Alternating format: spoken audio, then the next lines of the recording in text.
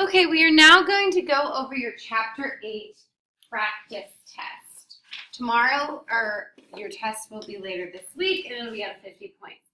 For prime factorization, you need to make a factor tree. So you need to start at 176, and I said, okay, well, 176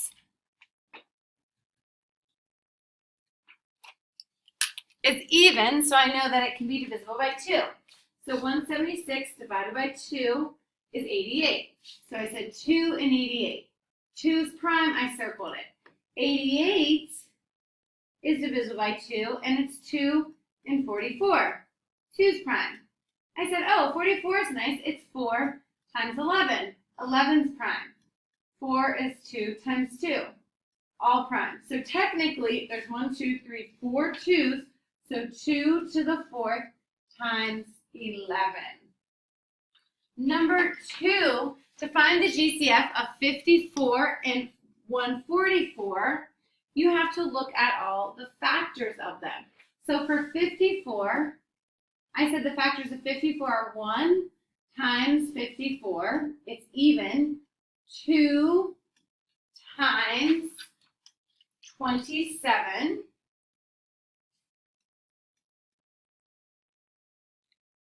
3 times 18. It's not divisible by 4. It's not divisible by 5. 6 times 9. It's not divisible by 7, and it's not divisible by 8.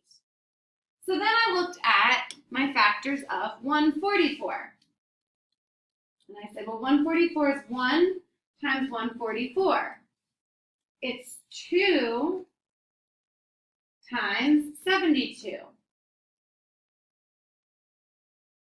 It's 3 times 48. It's 4 times 36, not divisible by 5. 6 and 24.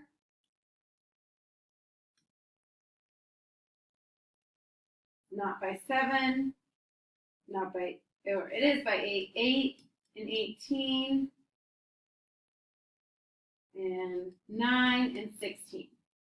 So I have all of them, so let's take a look. What's the biggest number that they have in common? Well, there's an 18 and an 18. Is there a 27? Nope. So your GCF is 18. So then let's look at number 3. Find the GCF of 30x squared and of 66.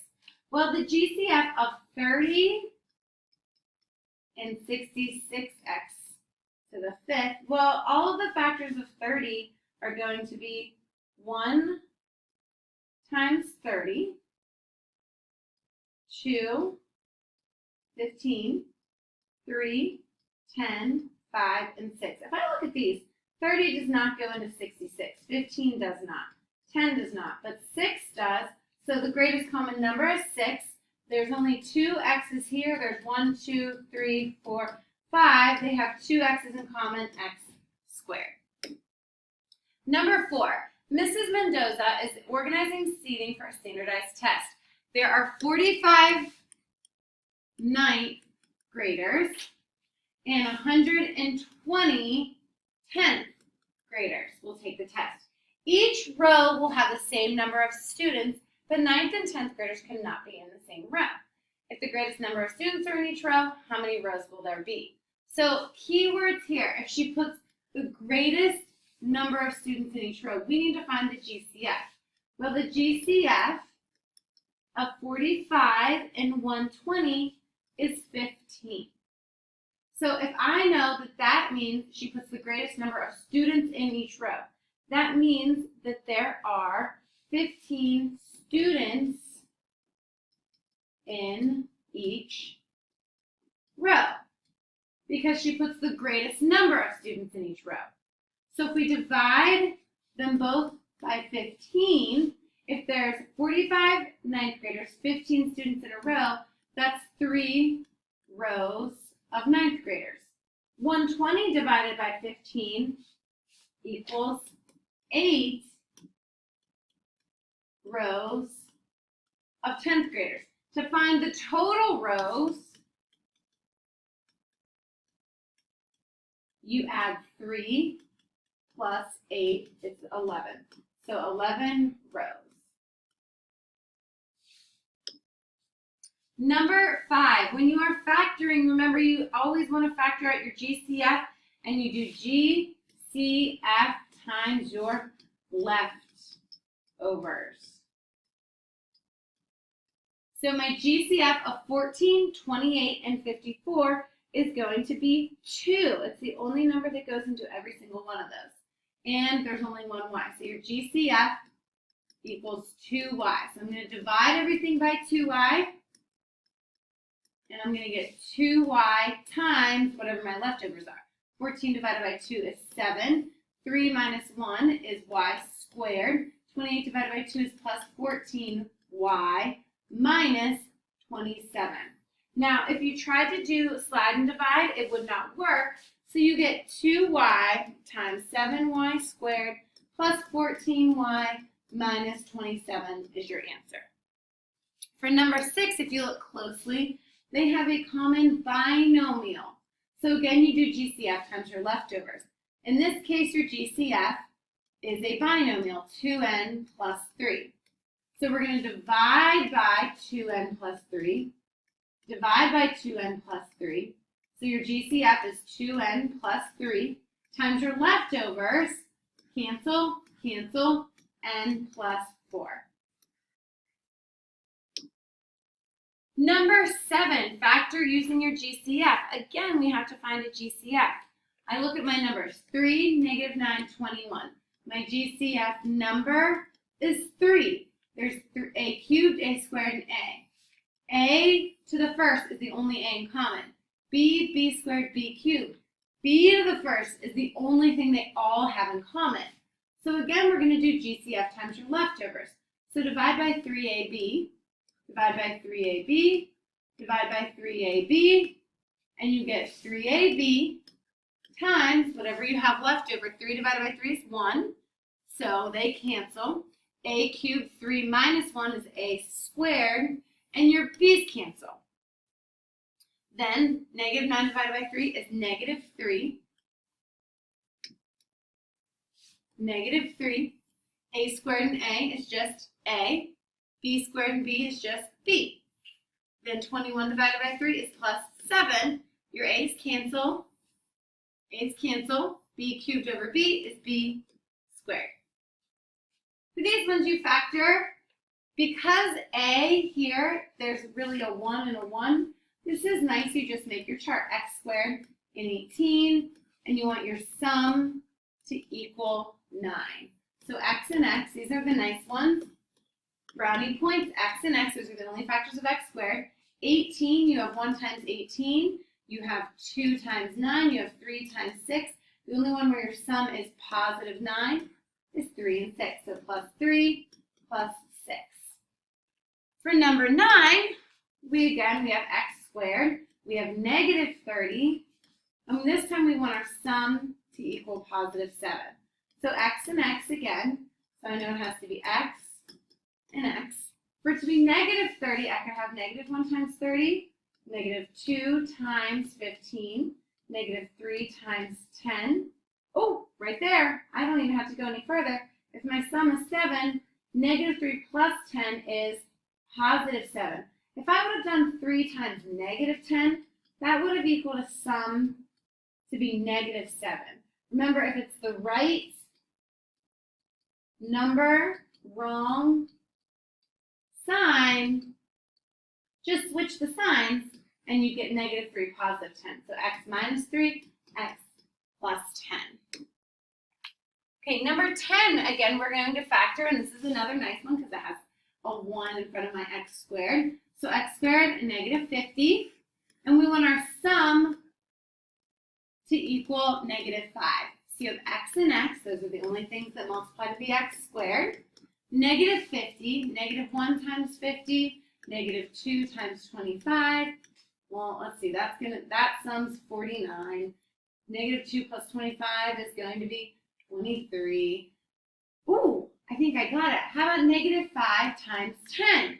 Well, that sounds positive 5. I want it to be negative 5. How about 5 times negative 10? That sums negative 5. There, I got it. X plus 5, positive 5, negative 10. Now, the next one says, find an integer value of b that makes x squared plus bx plus 42 factorable. Then factor. Remember that b is your middle term. b is the sum, S-U-M, of two factors of your last term, in this case, 42. So let's write out the factors of 42 and b, which equals the sum. So we'd have 1 times 42, so b could be 43. You could have 2 times 21, so b could be 23. You could have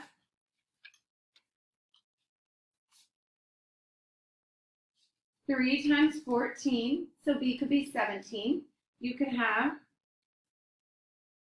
it's not divisible by 4, it's not divisible by 5.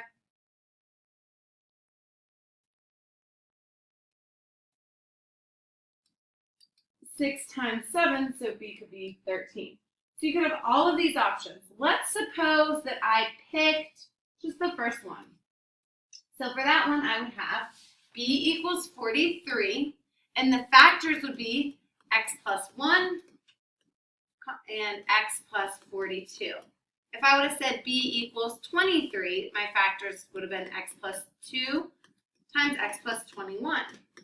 If I would have said that b equals positive 17, I would have had x plus 3 times x plus 14. If I would have said b equals 13, I would have had x plus 6 and x plus 7.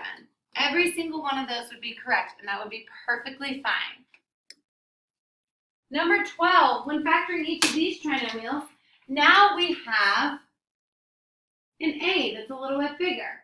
So let's do slide and divide. Slide and divide. Remembering to simplify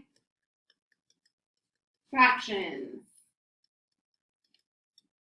So for number 12, if I do my slide and divide, I'm going to take 3 and multiply it by 140. So I get x squared plus 47x plus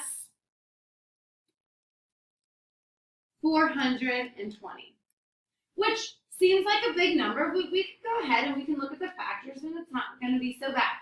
So let's look at the factors of 420. And we know we want them to add to be 47. So I'm not going to start at 1. I'm not going to start at 2. Let's see here. 420 divided by 10 is going to be 42. So 10 times 42, that doesn't equal 47. Let's do 420 divided by 11 doesn't work. 420 divided by 12. So we have 12 times 35. Oh, we got it right there. 12 plus 35 is 47. That wasn't so bad.